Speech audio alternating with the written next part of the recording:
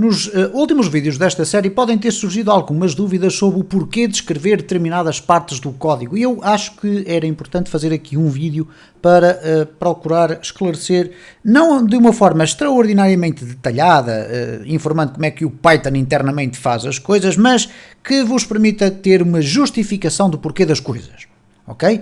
Nós vimos no vídeo anterior, então, a criação de uma classe que faz uma herança da classe frame, que já vem com o tkinter, e tínhamos ali 2 ou 3 linhas de código que podem gerar alguma confusão. Então eu aproveito este vídeo para tentar esclarecer de uma forma mais inteligível o porquê das coisas. Okay? Então nós temos aqui só apenas o from tkinter import, isto é, a possibilidade de podermos utilizar no nosso Python o tkinter.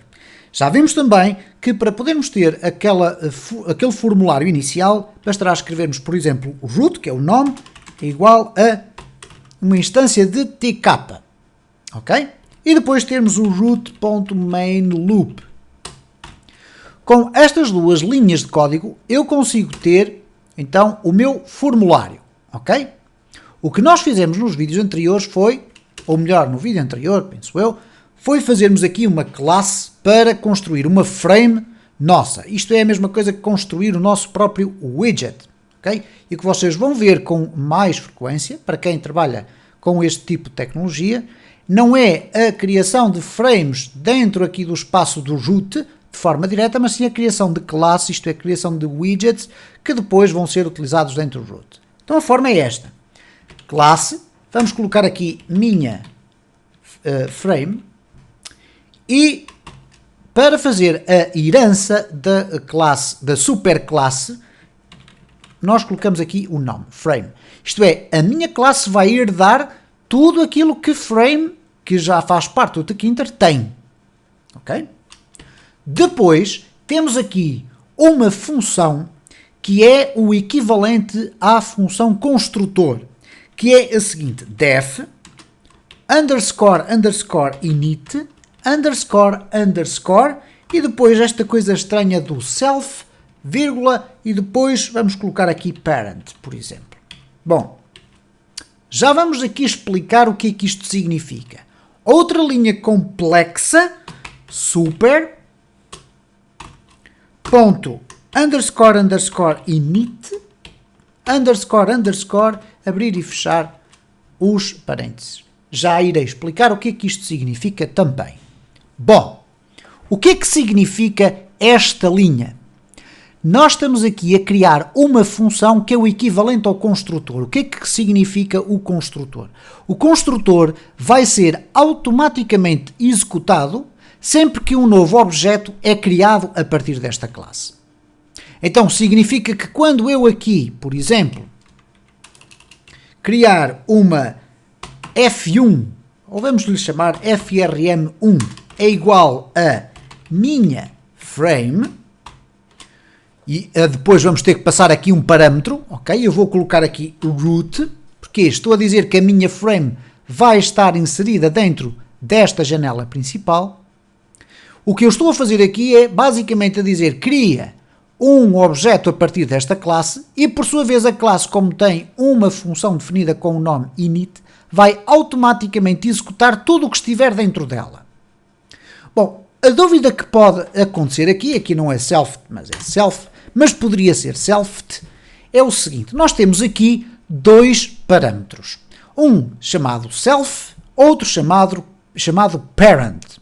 Primeira informação importante, nenhum deles tem que se chamar exatamente desta forma.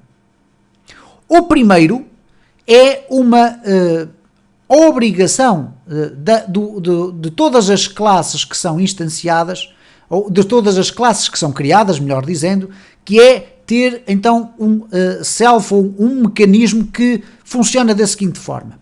Quando eu faço instanciação de uma classe, o Python vai criar um ID interno, um número de identificação interno desse próprio objeto, ok? Isto porquê? Porque eu posso criar várias frames, eu poderia ter aqui uma outra frame, chamada frm2, que era também uma instância da mesma classe. Então, por cada objeto que é criado, o Python vai criar internamente, sem nós sabermos, um ID, um número de identificação que permite identificar na gestão do código o que é o quê, ok?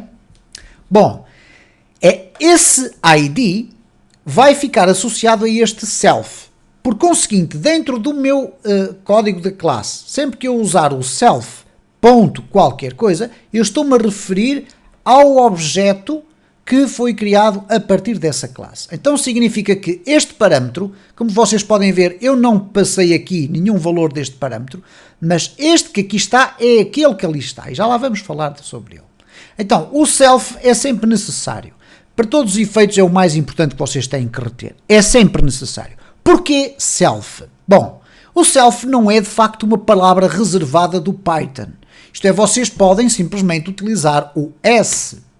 Self significa, em tradução para português, eu próprio, ok? Eu mesmo, basicamente. Self.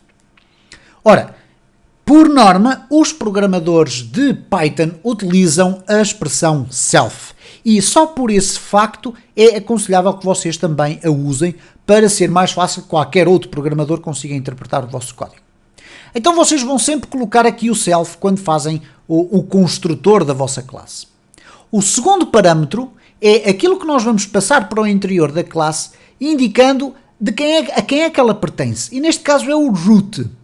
Então o root vai passar para o parent. Okay? Eu chamei aqui parent, poderia chamar P, poderia chamar pai, poderia chamar o que eu quisesse. Eu não vou ter que utilizar aqui esta expressão ou este parâmetro em mais lugar nenhum à partida. É só apenas para dizer, ok, este objeto daqui vai fazer parte do root e, portanto, eu passo aqui para dentro essa informação. Poderia também aqui chamar root, não havia qualquer problema nenhum, mas para não criarmos confusão, eu coloco aqui o parent para dizer quem é o pai desta, não da classe, mas sim do objeto que foi instanciado.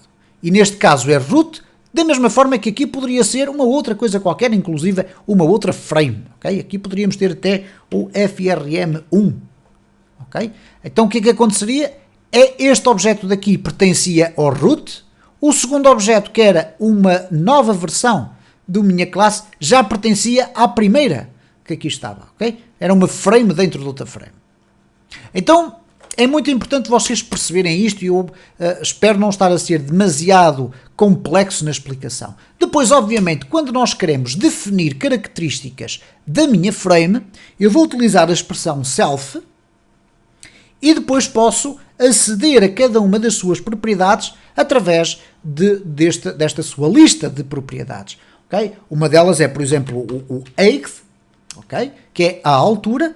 Colocar aqui igual a, vamos dizer, 200. E se eu quiser colocar o self largura, que é o width, colocar aqui igual a 400.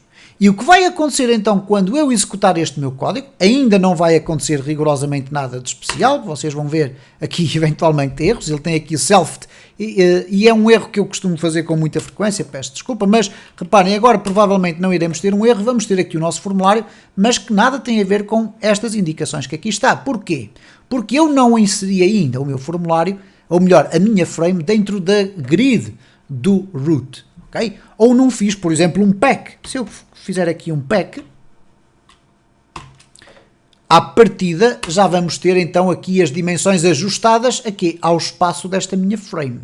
Claro que se eu agora colocar aqui uma cor de fundo, neste caso self bg igual a green, ok? O que nós vamos ter aqui então é a cor de fundo a verde. E portanto vamos ter já a oportunidade de ver que tudo isto aparece aqui. Era importante apenas neste vídeo fazer aqui este sublinhado, o porquê da existência deste init e agora fundamentalmente também o porquê da existência deste.